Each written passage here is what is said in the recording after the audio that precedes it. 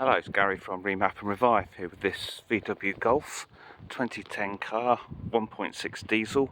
It's had an engine carbon clean, it's done 172,000 miles, so it's well overdue a clean really.